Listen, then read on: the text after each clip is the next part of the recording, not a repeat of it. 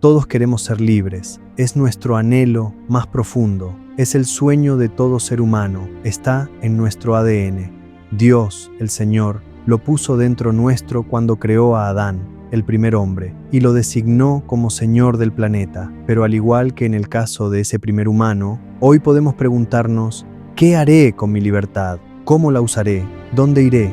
¿Sabré usarla? ¿O mi libertad es mi asunto y a nadie debería importarle cómo hago uso de ese derecho?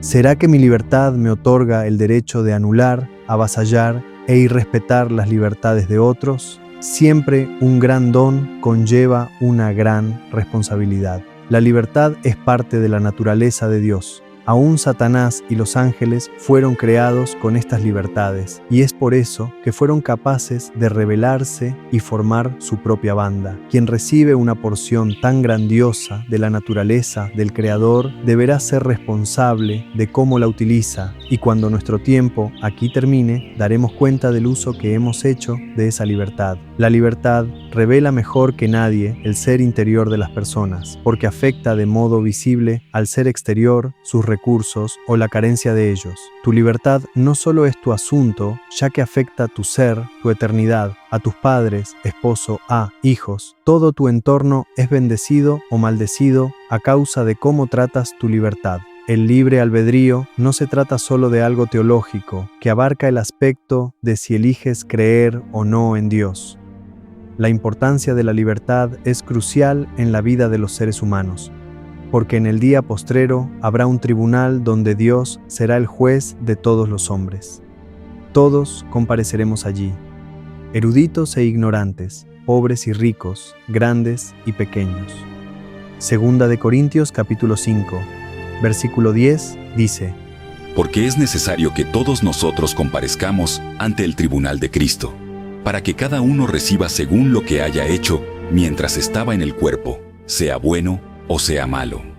Nuestra vida completa con hechos, pensamientos, acciones e intenciones será revelada allí. Nada quedará oculto, nadie podrá mentir en ese tribunal. No hay arreglos, no hay coimas, todos seremos tratados con la misma ley.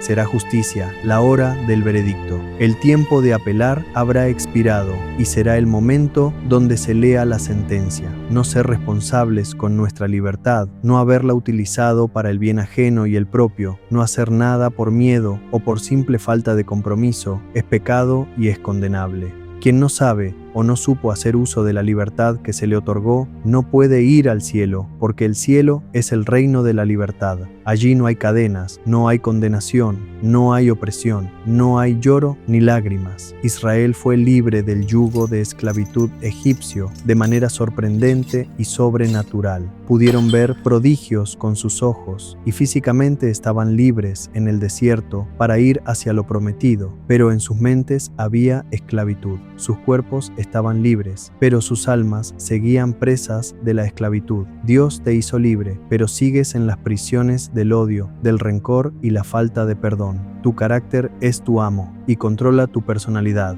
Eres libre para ser una mejor persona, pero ese viejo hombre, ese viejo esclavo, está acostumbrado a vivir en el yugo del pecado. Sus reacciones, palabras y acciones no se ahogan en el bautismo. Pareciera que ese viejo hombre sabe nadar, es un duro de matar. La oración, el ayuno, la lectura bíblica, la iglesia, las peregrinaciones no logran más que apaciguarlo por un buen tiempo, para que luego resurja con todas sus uñas y dientes. Esta es la historia de millones de personas. Tener al Espíritu Santo no es lo mismo que estar llenos de Él.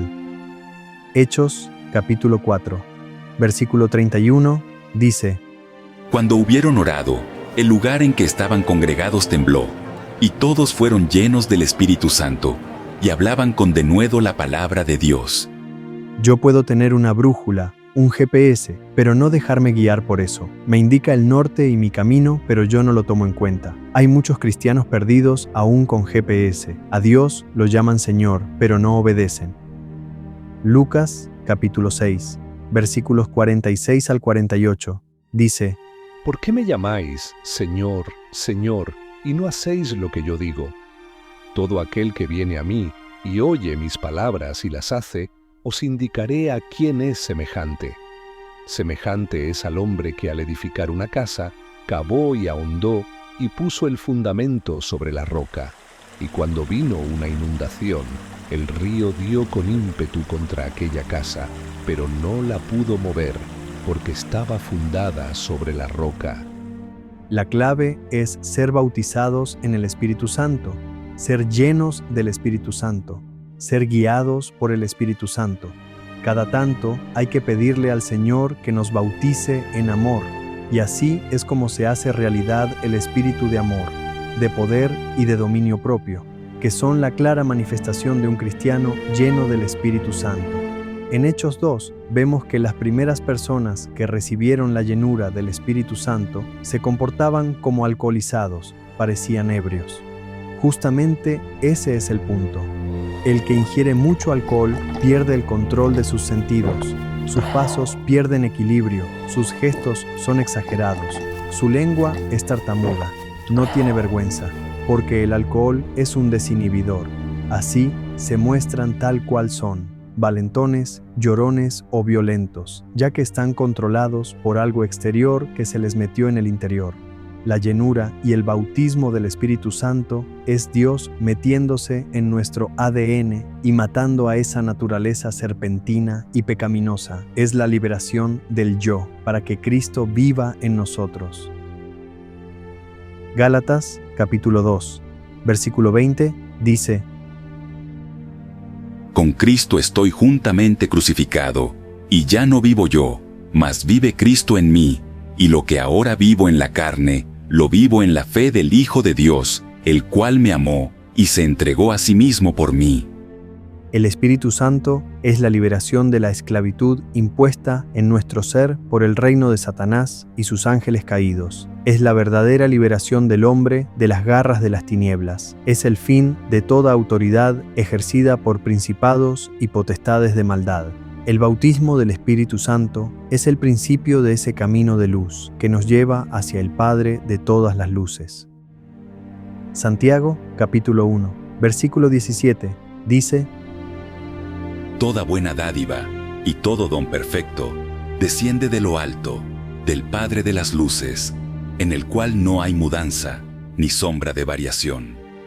El verdadero empoderamiento del Hijo de Dios no está en la religión o en los rituales, sino en la llenura del Espíritu Santo. Israel, en Sinaí, se negó a tener cualquier tipo de encuentro con Dios. Bajo el pretexto del temor a perder sus vidas, no quisieron subir a la montaña delante de la presencia del Señor.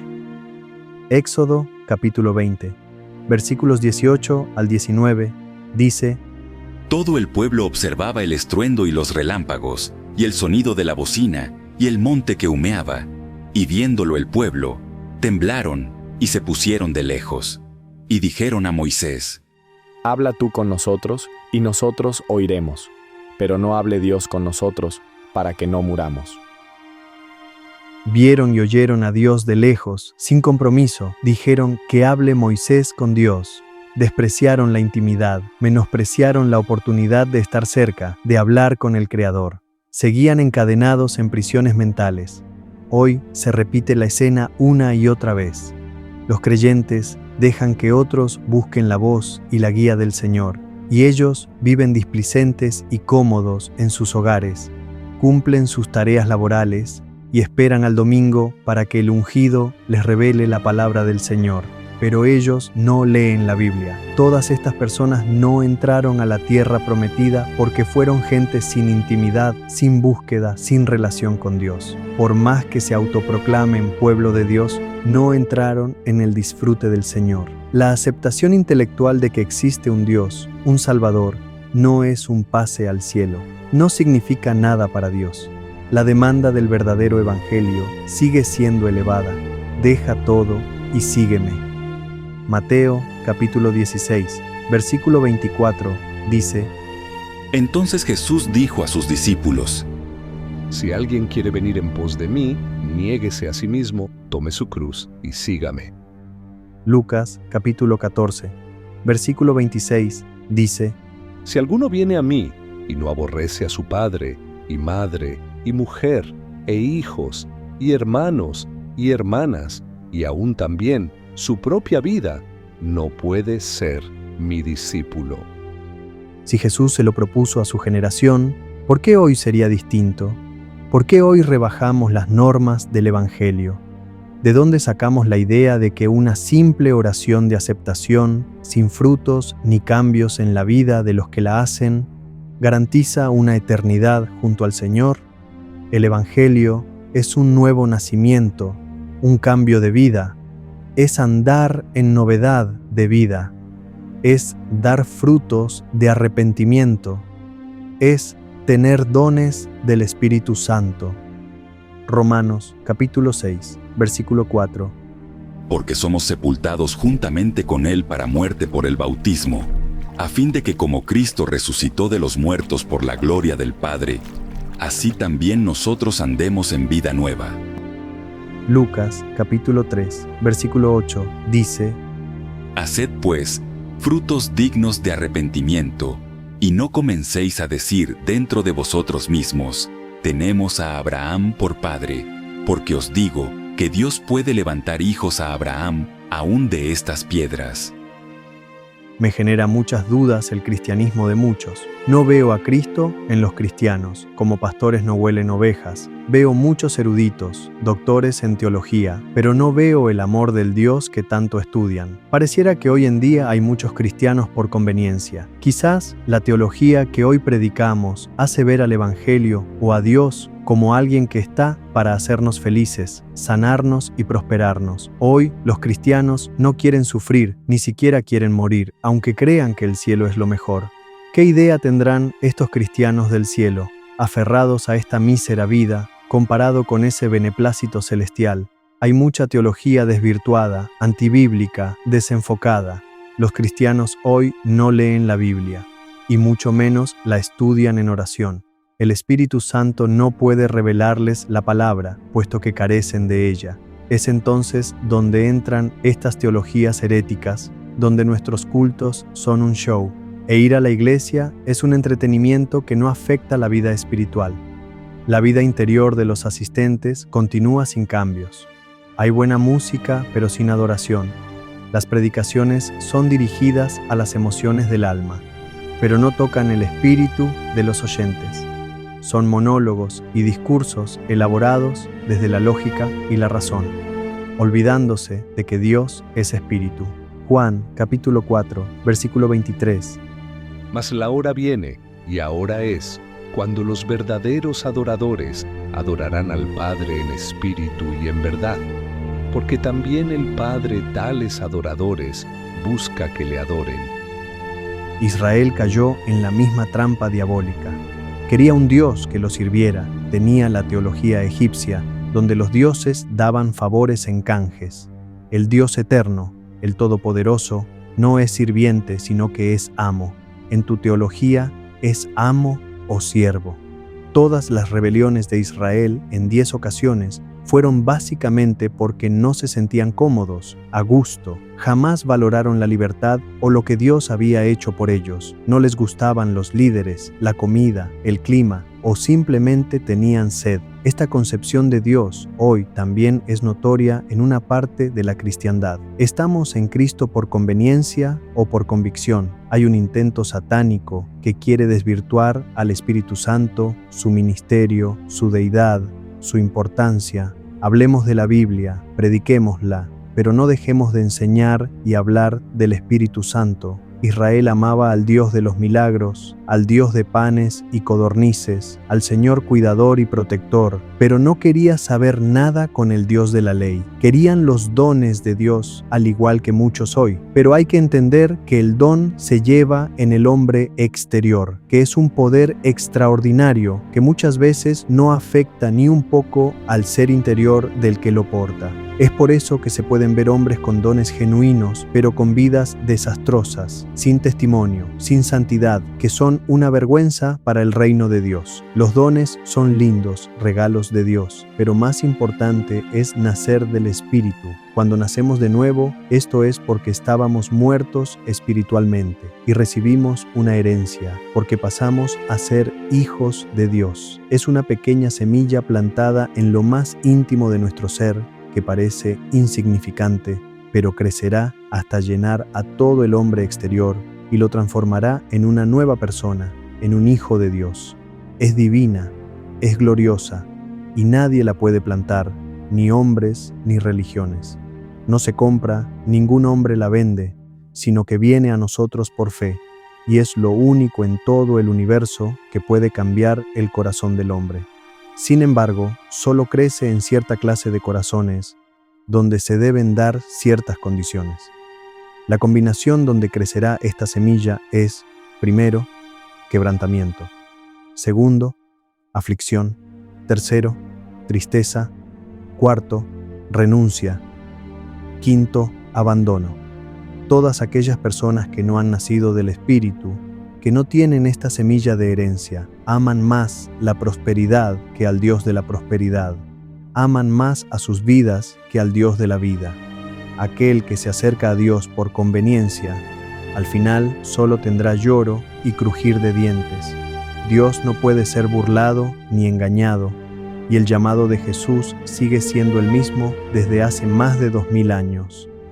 Mateo capítulo 10, versículos 37 al 39, dice: El que ama a padre o madre más que a mí, no es digno de mí. El que ama a hijo o hija más que a mí, no es digno de mí. Y el que no toma su cruz y sigue en pos de mí, no es digno de mí. El que haya su vida, la perderá, y el que pierde su vida por causa de mí, la hallará. Cientos de miles de personas salieron de Egipto. Fueron libres, llamados, bautizados en el Mar Rojo, participaron de la Pascua, Santa Cena, tenían el líder correcto, al Dios verdadero, pero ninguno entró en la tierra prometida, excepto Josué y Caleb, porque en ellos se halló otro espíritu. ¿Qué espíritu los hizo distintos o diferentes? Números, capítulo 14, versículo 24, dice: Pero a mi siervo Caleb, por cuanto hubo en él otro espíritu, y decidió ir en pos de mí, yo le meteré en la tierra donde entró, y su descendencia la tendrá en posesión.